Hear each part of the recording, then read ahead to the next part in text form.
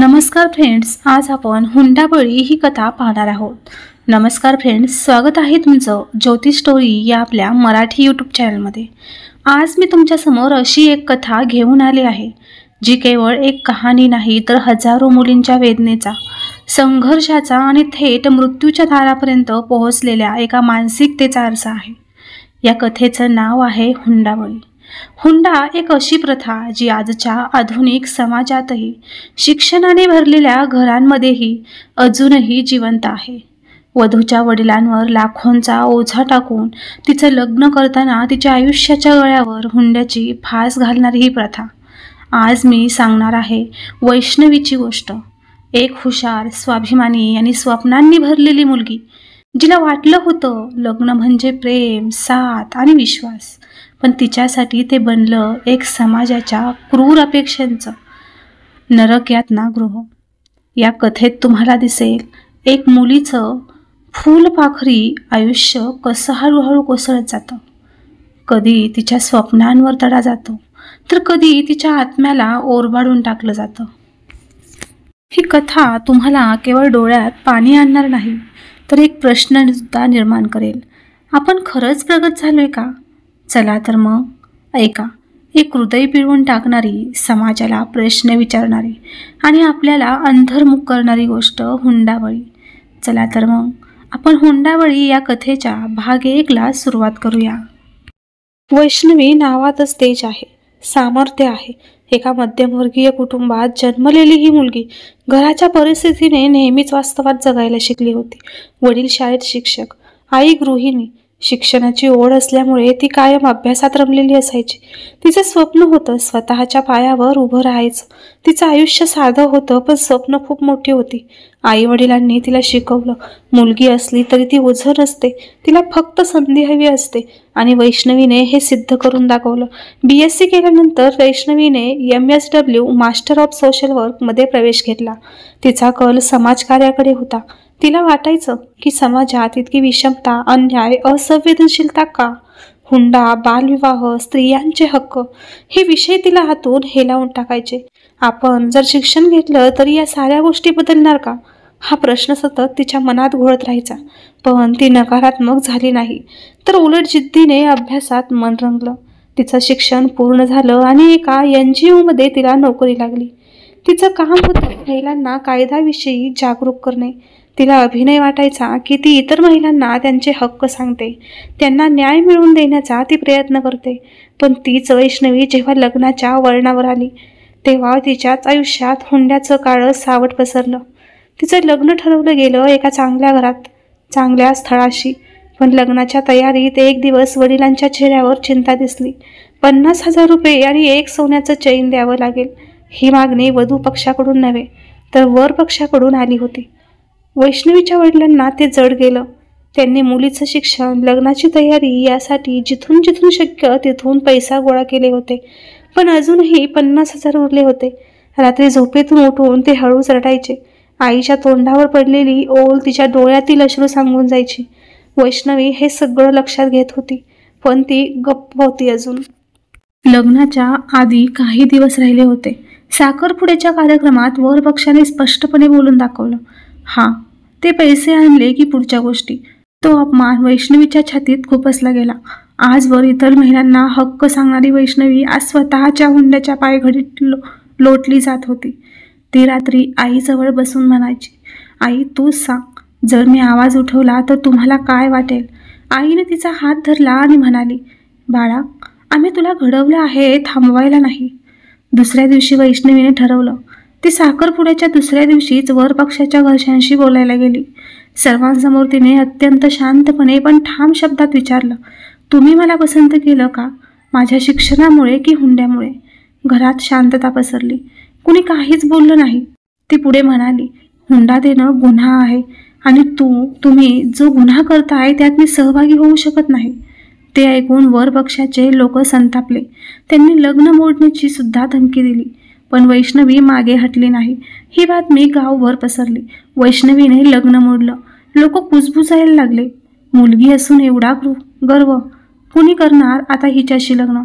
पण तिच्या वडिलांचा चेहरा पहिल्यांदा हलकासा उजळला होता. त्यांनी खांद्यावर हात ठेवून तिला सांगितलं, बाळा, तू माझं खरं बाळ आहेस. तो क्षण वैष्णवीच्या आयुष्यातील टर्निंग पॉइंट होता. समाज काय म्हणतो याचं उत्तर तिने समाजालाच द्यायचं ठरवलं. ती पुन्हा तिच्या NGOच्या कामात व्यस्त झाली. पण आता तिच्या लढ्याला एक वेगळी धार आली होती. ती मुलींना हुंडा प्रथेविषयी शिकवू लागली, कायदे सांगू लागली. तिने एक अभियान सुरू केलं. मुलगी विकायची नसते, तिला समजून घ्यायचं असतं. तिच्या बोलण्यात आता अनुभवाचा ठसका होता. तिने समाज माध्यमांवर एक व्हिडिओ अपलोड केला तिच्या गोष्टींसहित. त्या व्हिडिओने सोशल मीडियावर खळबळ उडवून दिली. त्या व्हिडिओला लाखो व्ह्यूज मिळाले. तिला अनेक मुलींनी मेसेज केले, ताई, आम्हीही आवाज उठवतोय, तुम्ही आमच्यासाठी आदर्श आहात. एक छोटा निर्णय, एका मुलीचा आवाज समाजात एक लाड बनून गेला होता. वैष्णवीला समजलं, तिचा अनुभव तिच्यापुरता मर्यादित नाही, तर तो हजारो मुलींच्या आवाजात बदलू शकतो. ती आता शहरोशहरी जाऊ लागली. शाळा, कॉलेज, गाव पंचायत यामध्ये महिला जागरूकता मोहीम राबवू लागली. एका भाषणात तिने सांगितलं, लग्न 2 जीवांचा संघ आहे, सौदेबाजी नाही. तिचा आवाज प्रत्येक शब्दात प्रामाणिकपणा घेऊन येत होता. तिच्या बोलण्यात कटू सत्य होतं, पण ते समाजाच्या डोळ्यात अंजन घालणारं होतं. तिला आता पुरस्कार मिळायला लागले, पण ती म्हणायची, हा लढा माझा नाही, प्रत्येक त्या मुलीचा आहे, जिला हुंड्याच्या नावाने वाऱ्यावर उभं केलं जातं. दिवस सरत होते, पण वैष्णवीच्या आयुष्यातील अंधार काही कमी होत नव्हता. माहेरच्या माणसांनी तिला घरी घेतलं खरं, पण तिच्या डोळ्यातील वेदना कुणालाही शांत बसू देत नव्हत्या. जिच्या डोळ्यात आयुष्यभराच्या स्वप्नांची रांगोळी होती, तिथे आता निराशेच्या सावल्या होत्या.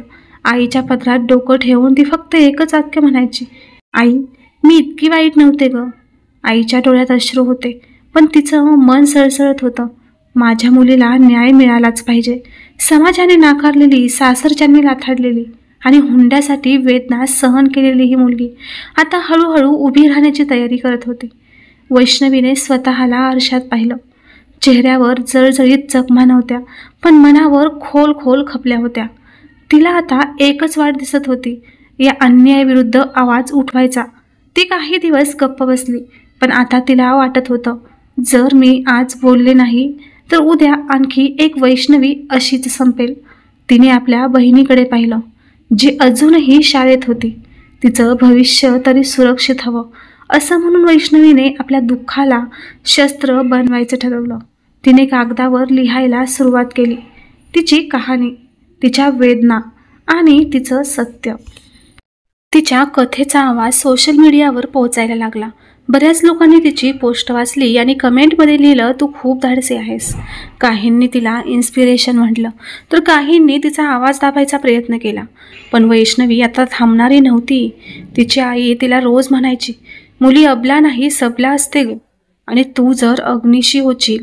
तिच्या या प्रवासात समाजातील काही महिला संघटना तिच्या मागे उभ्या राहिल्या. ती आता एक व्यक्ती नव्हती, तर ती एक आंदोलन बनत होती. तिच्या घराजवळील एका कॉलेजमध्ये हुंडाबळी एक वास्तव या विषयावर चर्चासत्र झालं.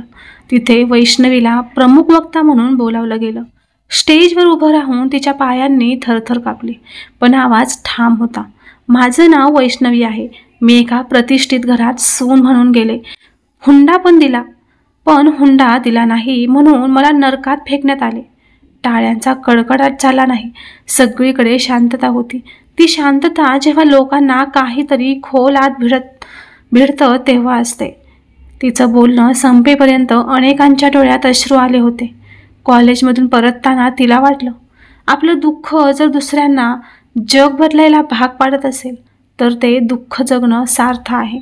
तिने ठरवलं की याच नावाने एक सोशल मूव्हमेंट सुरू करायचं. हुंडाबळी ही चळवळ अशी होती की जिच्यामध्ये प्रत्येक पीडित मुलगी आपली गोष्ट सांगू शकेल आणि समाजापर्यंत ती पोहोचू शकेल. हळूहळू राज्यभरातून काही मुली तिच्याशी संपर्क साधायला लागल्या. त्यांच्या आवाजातही संघर्ष होता, पण आता त्यांना एक आधार मिळाला होता, वैष्णवी. वैष्णवीच्या आयुष्यातला तो काळा दिवस तिला आजही विसरता आलेला नव्हता. लग्नाच्या दुसऱ्याच दिवशी सासरच्या मंडळींनी तिच्याकडे अप्रत्यक्षपणे हुंड्याची मागणी केली होती. तुझ्या वडिलांनी एवढ्या मोठ्या सोसायटीत फ्लॅट घेतला असता तर बरं झालं असतं. असं सहज म्हणून टाकणं म्हणजे फक्त शब्द नव्हते, तर मानसिक दबाव होता. तिच्या मनात त्याच क्षणी एक काळ उठली होती. घरटं बांधण्याच्या स्वप्नांनी भारलेली वैष्णवी त्या नजरेने त्या शब्दांकडे पाहत होती, जणू कुणी तिचं स्वप्नच चुरडून टाकलं. दिवसेंदिवस हा दबाव वाढत गेला. तुझ्या बाबांनी अजून काय दिलंय ते सांग. हे वाक्य दर काही दिवसांनी तिला ऐकायला लागलं.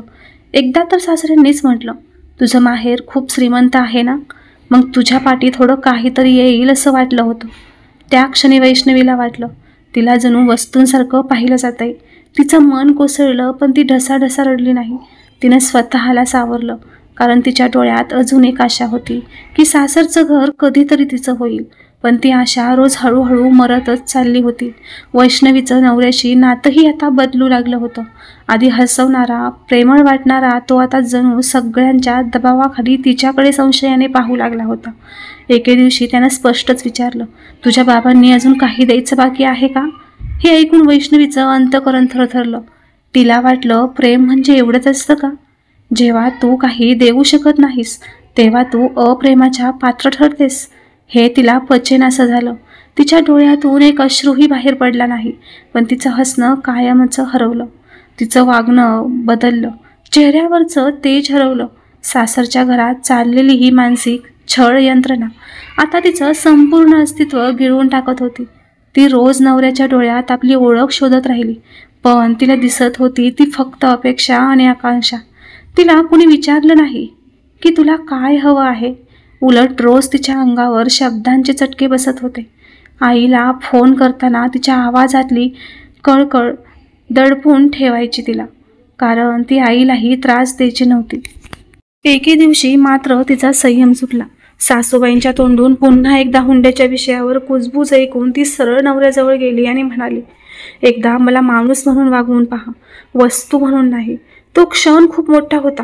वैष्णवीच्या आवाजात आता दुःख नव्हतं, ते ठामपण होतं. ती आता खचलेली नव्हती, तर ती पेटली होती. तिचं प्रेम संपलं नव्हतं, पण तिचा आत्मसन्मान आता जागा झाला होता आणि तिला ठरवायचं होतं या व्यवस्थेच्या विरोधात उभं राहायचं. वैष्णवीच्या आयुष्यातील प्रत्येक क्षण आता तिला काहीतरी शिकवून जात होता. घरात सासू सासरे, नवऱ्याची थंड प्रतिक्रिया आणि समाजाचे टोमणे या सगळ्यांमध्ये ती दिवसेंदिवस आतून पोखरली जात होती. पण तिच्या डोळ्यांमधील तेज कमी झालं नव्हतं. जेव्हा एके दिवशी तिच्या वडिलांची तब्येत अचानक बिघडली, तेव्हा वैष्णवीला समजलं की माहेर ही फक्त आठवणींसाठी शिल्लक राहिले.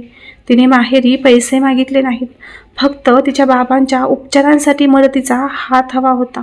पण तिच्या सासरच्या घरात त्या क्षणी सगळ्यांचं लक्ष हाच होतं की आपण काय देणार. वैष्णवीला याचं दुःख नव्हतं, पण एक व्यथा होती की तिचं आयुष्य एखाद्या बोलीच्या वस्तूसारखं वागवलं जातंय, ज्याच्या आयुष्याची किंमत हुंड्याच्या रकमेवर मोजली जात होती. एकदा ती दवाखान्यातून रात्री उशिरा घरी आली. तिच्या डोळ्यात चिंता होती. बाबांची प्रकृती गंभीर होती आणि औषधांचा खर्च देखील वाढत चालला होता. घरात पाऊल टाकता सासूचा कटू स्वर कानावर आला, दुसऱ्यांच्या घरचं रडगाणं घेऊन उंबरठ्यावर येऊ नकोस, घरात शांतता ठेव. त्या शब्दांनी तिच्या आतले सारे बांध फुटले. पण वैष्णवी गप्प राहिली. तिने आवाज न करता सगळं सहन करण्याचा निर्णय घेतला, कारण तिच्या आयुष्याचं ध्येय आता बदललं होतं. आता ती फक्त सुनेच्या भूमिकेत नव्हती, तर एक जबाबदार मुलगी होती, जी तिच्या बाबांना वाचवायचं ठरवून आली होती. तिने मगाशी ठरवलं की आता कोणताही अन्याय सहन न करता प्रत्येक क्षणाची लढाई ही ती स्वतःच्या ताकदीवर लढेल. एक दिवस बाबांच्या उपचारासाठी ती एका सामाजिक संस्थेकडे गेली. तिथे तिला मदत तर मिळाली, पण त्या संस्थेच्या कार्यकर्त्याने तिला विचारलं, तुझा नवरा सासर कुठं आहे? ते काही करत नाहीत का? हे ऐकून वैष्णवीच्या डोळ्यामध्ये पाणी आलं. पण तिने रडणं थांबवलं आणि सांगितलं, मी त्यांची मदत नाकारली, कारण मला आता माझी किंमत स्वतःच्या ताकदीवर ठरवायची आहे, त्यांच्या पैशांनी नव्हे, माझ्या आत्मसन्मानावर. त्या दिवशी तिने मनोमन ठरवलं की तिच्या बाबांसाठी ती जे काही करेल ते स्वतःच्या श्रमाने आणि कमवलेल्या पैशातूनच करेल. या क्षणापासून वैष्णवीचा संघर्ष एक वेगळं वळण घेत होता. वैष्णवीने एका हॉटेलमध्ये काम सुरू केलं. सकाळी लवकर उठून ती बाबांच्या औषधांची जबाबदारी सांभाळायची आणि नंतर त्या हॉटेलमध्ये रोज 10 ते 12 तास काम करायची. सुरुवातीला लोकांनी तिला ओळखूनच निंदा केली. डॉक्टरांची मुलगी हॉटेलमध्ये काम करते, पण तिने या समाजाच्या बोलण्याला काहीच महत्त्व दिलं नाही. तिच्यासाठी आता प्रतिष्ठेपेक्षा गरज महत्त्वाची होती आणि त्या गरजेपलीकडे तिचा आत्मसन्मान होता. दिवसेंदिवस ती स्वतःमध्ये अधिकाधिक कणखर होत गेली. तिचा आवाज आता पूर्वी इतका गहिरा नव्हता, पण तिचा आत्मविश्वास अधिकच ठाम झाला होता. संध्याकाळी घरी येताना ती थकलेली असायची, पण जेव्हा बाबांच्या चेहऱ्यावरचा हसू पाहायची तेव्हा सगळा थकवा कुठे हरवून जायचा. तिच्या त्या कृतीमागे एक मूक बंड होतं, केवळ स्वतःसाठी नाही तर त्या प्रत्येक मुलीसाठी जिचा आवाज हुंड्याच्या राक्षसी कल्पनांमध्ये गुदमरतोय. तिच्या संघर्षाची बातमी हळूहळू गावात मग शहरात पोहोचू लागली. एका स्थानिक वृत्तपत्रात तिच्याबद्दल लेख छापला गेला. हुंड्याच्या विरोधात उभी राहिलेली नवी क्रांतिकारी वैष्णवी. ती बातमी पाहून तिच्या सासरच्यांनी मान खाली गेली, पण वैष्णवीचं डोकं अभिमानाने वर गेलं. त्या रात्रीचा गारठा अजूनही वैष्णवीच्या मनात साठवलेला होता. ती आईच्या कुशीत डोकं ठेवून झोपण्याचा प्रयत्न करत होती, पण मनातली घुसमट झोप येऊ देत नव्हती. आई, का गं लोक पोरकी म्हणजे ओझा समजतात? असा प्रश्न तिने हळूच विचारला. आईच्या डोळ्यामध्ये पाणी आलं. तिने वैष्णवीला जवळ घेत, तू ओझं नाहीस ग बाळा, तू माझं जग आहेस, असं म्हणत पाठीवरून हात फिरवला. पण वैष्णवीच्या मनात खोल प्रश्नांचा गुंता तयार झाला होता.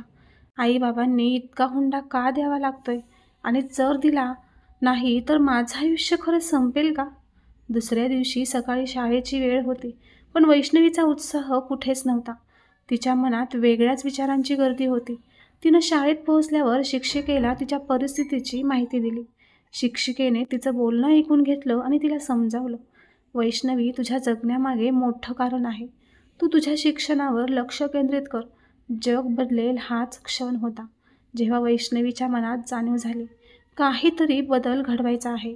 आपल्या आईसारख्या अनेक बायकांचं दुःख आपण मिटवायचं आहे. त्या दिवसापासून वैष्णवीने हुशारीने अभ्यास करायला सुरुवात केली. घरातल्या अडचणी, आजूबाजूचा दबाव, हुंड्याच्या चर्चा, हे सगळं एकीकडे होतंच, पण तिचा निर्धार अधिकच पक्का होत गेला. दर रात्री अभ्यास करून दररोजची शाळा न चुकता तिनं 10वीचा निकाल दिला आणि संपूर्ण गावात पहिली आली. तिच्या यशाने गावात कौतुक झालं, पण त्याच वेळी काहींच्या मनात असूया निर्माण झाली. एक गरीब घरची मुलगी एवढं मोठं कसं काय करू शकते? एका सामाजिक कार्यकर्त्याच्या नजरेत वैष्णवी आली. त्यांनी तिच्या घरची परिस्थिती पाहिली आणि तिचा निर्धार जाणून घेतला. त्यांनी तिला स्कॉलरशिप मिळवून दिली आणि पुढील शिक्षणासाठी पुण्याला पाठवलं. तिथं वैष्णवीने विधिशास्त्र हे क्षेत्र निवडलं, कारण तिला हुंड्याचे कायदे शिकायचे होते आणि समाजातल्या अशा अन्यायाविरुद्ध लढायचं होतं. एका गरीब घरातून आलेली ही मुलगी आता तिच्या शिक्षणाच्या बळावर न्यायासाठी आवाज उठवत होती. कॉलेजमध्ये वैष्णवीचं नाव घेतलं जायचं तिच्या हुशारीसाठी, पण तिला हे यश मिळवणं सोपं नव्हतं. पार्ट टाइम जॉब करून स्वतःचं घर चालवणं, अभ्यास करणं आणि आईबाबांना वेळ देणं, हे सगळं ती समतोल राखून करत होती. एकदा एका मुलाखतीत तिला विचारण्यात आलं, तुला इतका त्रास झाला तरीही तू का लढलीस? तिनं उत्तर दिलं, माझ्यासारख्या मुलींसाठी ज्यांचं नशीब नाही बदलता आलं, त्यांचं नशीब तरी उज्ज्वल करावं असं वाटतं. हळूहळू वैष्णवी सोशल मीडियावर आपल्या अनुभवांबद्दल लिहायला लागली. तिच्या पोस्ट्स हजारो लोकांपर्यंत पोहोचू लागल्या. अनेक मुली तिच्याकडून प्रेरणा देखील घेऊ लागल्या. काही जणींनी तर तिला मोकळेपणाने सांगितलं की त्यांनी हुंड्याच्या मागणीवर नाही सांगितलं, कारण वैष्णवीचं उदाहरण त्यांच्या समोर होतं. समाजात हळूहळू एक सकारात्मक लाट निर्माण होऊ लागली, हुंड्याविरुद्ध बोलण्याची, आवाज उठवण्याची. एक दिवस तिच्या गावात एक हुंड्याच्या प्रकरणावरून आत्महत्या झाल्याचं समजलं. वैष्णवी तात्काळ तिथं पोहोचली. ती मृत मुलींच्या घरच्यांशी बोलली, पोलिसांना मदतीसाठी भाग पाडलं आणि मीडियासमोर या घटनेचा निषेध केला. तिच्या आवाजाचा एवढा परिणाम झाला की गावातील पंचायतीनं ठराव केला, गावात हुंडा मागणाऱ्यांना सार्वजनिकरित्या निंदा केली जाईल आणि त्यांच्यावर कारवाई देखील होईल. त्या दिवशी वैष्णवीनं एक कार्यक्रम आयोजित केला, हुंडाबळी मुक्त समाज. त्या कार्यक्रमात तिने तिच्या लहानपणापासूनच्या सर्व अनुभवांची मांडणी केली. तिच्या आईवडिलांनी तिला अश्रूंनी भरलेल्या डोळ्यांनी मिठी मारली आणि संपूर्ण गावात तिचं कौतुक झालं. अनेक पत्रकारांनी तिची मुलाखत घेतली. सरकारकडूनही तिच्या कार्यासाठी सन्मान देण्यात आला. वैष्णवीचं यश तिच्या एकट्याचं नव्हतं, ती त्या प्रत्येक मुलीचा आवाज होती, जिनं कधी हुंड्याच्या भीतीनं आयुष्य गमावलं. ती त्या प्रत्येक आईची आशा होती, जिला वाटत होतं की तिचं मूल ओझं आहे. तिचं जीवन हेच एक मिशन झालं होतं. जेव्हा एखादी मुलगी हुंड्यासाठी त्रास सहन करत असेल, तेव्हा तिच्या बाजूला वैष्णवीसारखी आवाज उठवणारी उभी असेल. आजही वैष्णवी दर रविवारी गावोगाव जाऊन कार्यशाळा घेत असते. ती मुलींच्या हक्काबद्दल सांगते, कायद्यानुसार काय करावं हे शिकवते आणि सर्वात महत्त्वाचं, ती त्यांच्या मनातल्या भीतीचा पडदा देखील दूर करते. कारण वैष्णवीला माहीत आहे की बदल एका निर्णयानं होतो, पण क्रांती एका आवाजानं. आणि तीच आवाज आहे हुंडाबळी विरुद्ध उठवलेला एक धगधगता आवाज, वैष्णवीचा तो आवाज. वैष्णवी आता फक्त एक नववधू राहिलेली नव्हती, ते एका सामाजिक परिवर्तनाची सुरुवात बनली होती. तिच्या डोळ्यातून वाहणाऱ्या अश्रूंनी एक वेगळी भाषा बोलायला सुरुवात केली होती. ती भाषा होती अन्यायाविरुद्ध बंडाची. गावकऱ्यांनी तिच्यावर सुरुवातीला टीका केली, पण जसजसे शब्द माणसांच्या काळजाला भिडू लागले, तसतसं त्यांचं मनही वळू लागलं. ती प्रत्येक मुलीच्या आईवडिलांना भेटून म्हणायची, तुमचं मूल वस्तू नाही, जे हुंड्याच्या मोबदल्यात दिलं जातं.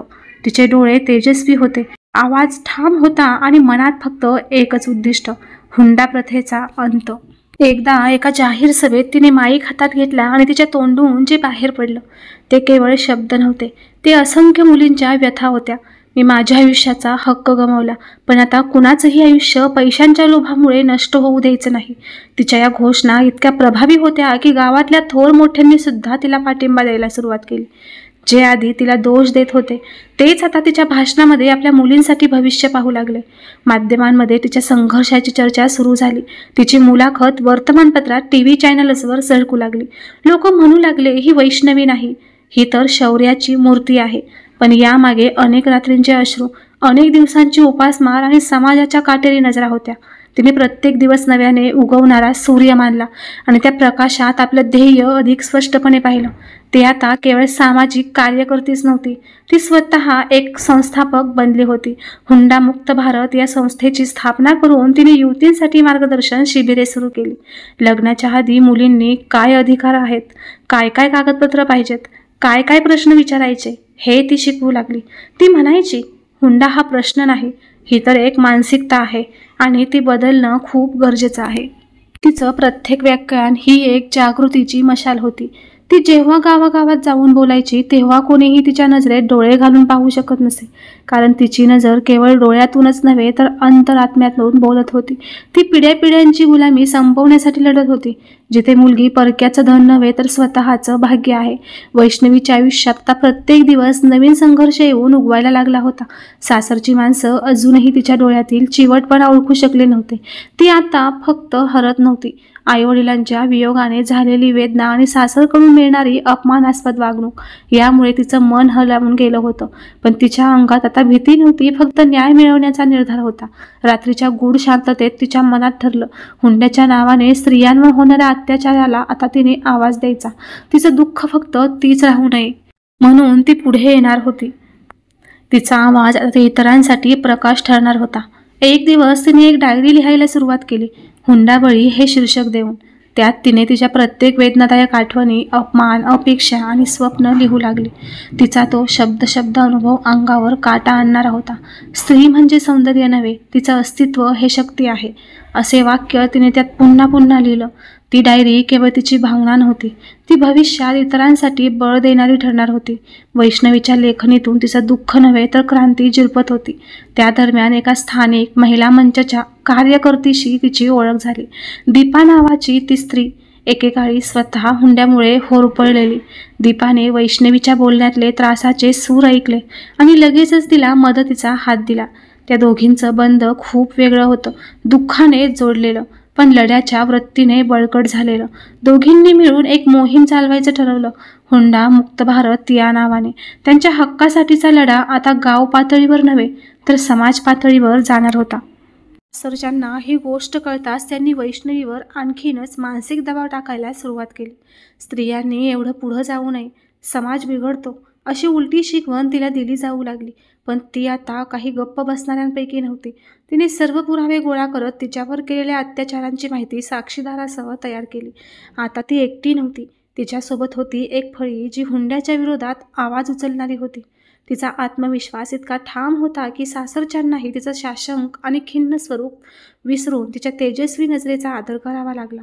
एक दिवस एका सार्वजनिक मंचावर वैष्णवीने तिची कथा लोकांसमोर मांडली. ती भीतीने थरथरत करत होती. ती आत्मविश्वासाने बोलत होती.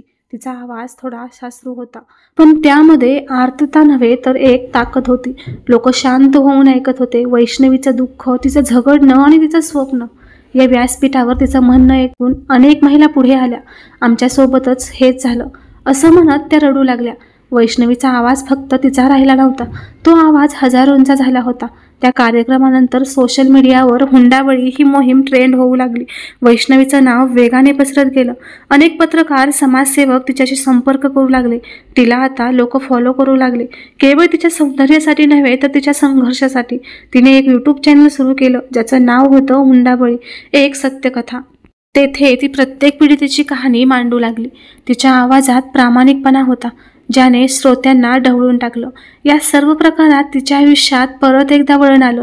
तिच्या कॉलेजमधील मित्र समीर, जो एक सामाजिक कार्यकर्ता बनला होता.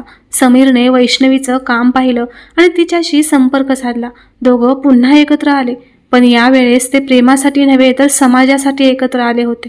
समीरने तिचं समर्पण केलं आणि तिला कायदेशीर मार्गदर्शन दिलं. त्यांनी मिळून हुंडाविरोधी कायदे, महिलांचे हक्क यावर आधारित माहिती मालिका तयार केल्या. त्यांच्या टीमने गावोगाव जाऊन जनजागृती सुरू केली. संपूर्ण महाराष्ट्रात हुंडाबळीचा आवाज पोहोचू लागला. वैष्णवी आता केवळ एक पीडित नव्हती, ती आता एक चळवळ बनली होती. तिला अनेक पुरस्कार मिळाले, तिच्यावर डॉक्युमेंटरी बनवली गेली. पण हे यश मिळवताना तिने जे दुःख पचवलं होतं त्याची किंमत कुणालाच माहीत नव्हती. तिने अनेकदा रात्रभर रडून स्वतःला सावरून परत उभं राहिलं होतं. ती मुलींसाठी एक रोल मॉडेल बनली, ज्याने जीवनात अपमान पचवूनही आत्मसन्मान जपला होता. एक दिवस एका मुलीने तिला चिठ्ठी लिहून पाठवली. ताई, मी आत्महत्या करणार होते, पण तुमची गोष्ट ऐकली आणि ठरवलं की लढायचं. वैष्णवीच्या डोळ्यात अश्रू आले. तिला वाटलं हा क्षणच तिचं सर्वात मोठं यश आहे. तिची कथा आता लोकांना जगण्याचं बळ देत होती. तिचा लढा केवळ तिच्यासाठी नव्हता, तर तो पिढ्यानपिढ्यांसाठी प्रेरणादायक ठरणार होता. दिवसाचे ढग भरून आले होते, पण वैष्णवीच्या आयुष्यात अजूनही उन्हाचे एक किरणही उमटलेले नव्हते. लग्नाच्या दुसऱ्याच महिन्यात तिचं माहेर बंद झालं होतं. फोन बंद, भेटी थांबलेल्या. नवऱ्याकडच्या लोकांनी तिला स्पष्ट शब्दात सांगितलं होतं, आमच्याकडे हुंडा नाही तर इज्जतही नाही. अशा वाक्यांनी रोज तिच्या मनाची चिरफाड होत होती. घरात श्वास घेणंही तिला गुन्ह्यासारखं वाटू लागलं, पण तरीही ती खंबीर राहायचं ठरवत होती. स्वतःसाठी नाही तर आपल्या बाळासाठी, जी तिच्या पोटात हळूहळू वाढत होती. गर्भावस्थेचे दिवस सुरू झाले आणि त्याचबरोबर मानसिक त्रासही. जेव्हा सासूचा राग उसळायचा तेव्हा तिचा हात वैष्णवीच्या पोटावरच पडायचा. ती आर्त किंचाळायची, पण कोणीही मदतीला यायचं नाही. एक दिवस तर नवऱ्याने स्पष्ट सांगितलं, हे मूल तुझं आहे, आमचं नाही. आम्हाला फक्त पैसा हवा होता. हे ऐकून वैष्णवीचं अंग शहारून गेलं. तिच्या आत एकच विचार गोंधळ घालत होता, मी चुकले कुठे? पण उत्तर नव्हतं. समाजात चालत आलेल्या चुकीच्या प्रथांमध्ये तिची चूक नव्हती, पण शिक्षा तिलाच भोगावी लागत होती. तिच्या आईवडिलांनी मोठ्या आशेने तिला सासरी पाठवलं होतं, पण आता ती आशा दुःखाच्या ढगात हरवून गेली होती. दिवसेंदिवस ती सडपातळ होत चालली होती. डॉक्टरी सल्ला घेणं शक्य नव्हतं, कारण तिला बाहेर जाण्याची परवानगीच नव्हती. गर्भधारणा, अपेक्षा आणि मानसिक छळ, ह्या तिघांचं दडपण तिच्या जीवावर आलं होतं. पण तरीही ती दररोज आरशासमोर उभी राहून स्वतःला सांगायची, तू कमजोर नाहीस वैष्णवी, तुला लढावंच लागेल. एका रात्री तिला खूप जोराचा त्रास झाला. पोटात दुखत होतं, घामाने अंग भिजलं होतं.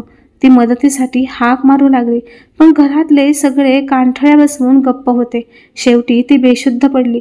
सकाळी तिला सरकारी दवाखान्यात नेण्यात आलं आणि तिथे तिची प्रसूती झाली. एक गोड निरागस मुलगी या जगात आली, पण तिच्या जन्मावर घरच्यांनी काळं पाणी ओतलं. पुन्हा मुलगीच का? अशी तिरस्काराची प्रतिक्रिया ऐकून वैष्णवीचा आत्मा पुन्हा एकदा गदगदला. आई झाल्यावर तिच्या डोळ्यातील पाणी थांबलं नाही.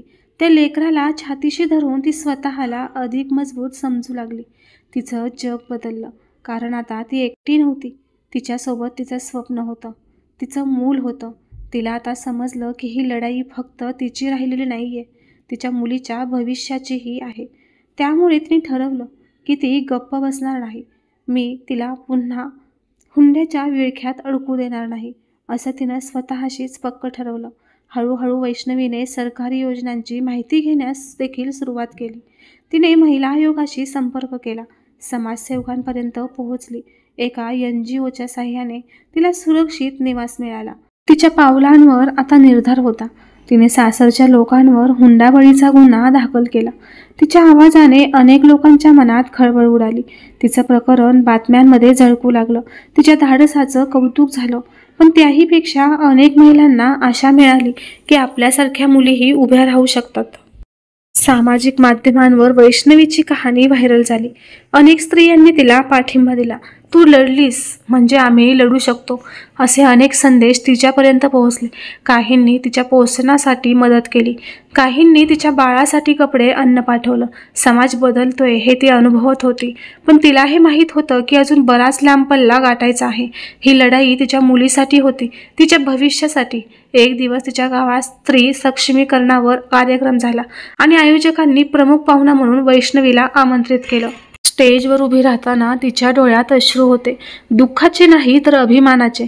तिने सर्वांसमोर जेव्हा आपली कहाणी सांगितली तेव्हा सभागृहात शांतता पसरली. हुंडा म्हणजे सण नाही, तो मृत्यू आहे. तो आमच्या लेकरांचं आयुष्य गिळतो, असं ती जेव्हा बोलली तेव्हा टाळ्यांचा कडकडाट झाला. तिचं मन भरून आलं. कार्यक्रमानंतर अनेक स्त्रिया तिच्यापाशी येऊन आपल्या कहाण्या सांगू लागल्या. काही जखमा उघड्या झाल्या, काही डोळ्यातून वाहू गेल्या. पण एक गोष्ट ठरली, आता स्त्रिया गप्प बसणार नव्हत्या. वैष्णवीने एक लढ्याची मशाल पेटवली होती. आता ती एकटी नव्हती, तर तिच्या मागे एक आंदोलन होतं. ती आता बळी नव्हती, तर ती नेतृत्व होतं. तिचं जीवन आता पुन्हा फुलायला लागलं होतं. तिच्या बाळाने तिच्या जीवनात ज्या प्रमाणात प्रकाश टाकला होता त्याला तोड नव्हती. ती आता कामही करत होती. स्त्रियांसाठी सेमिनार घेणं, शाळांमध्ये जाऊन जनजागृती करणं.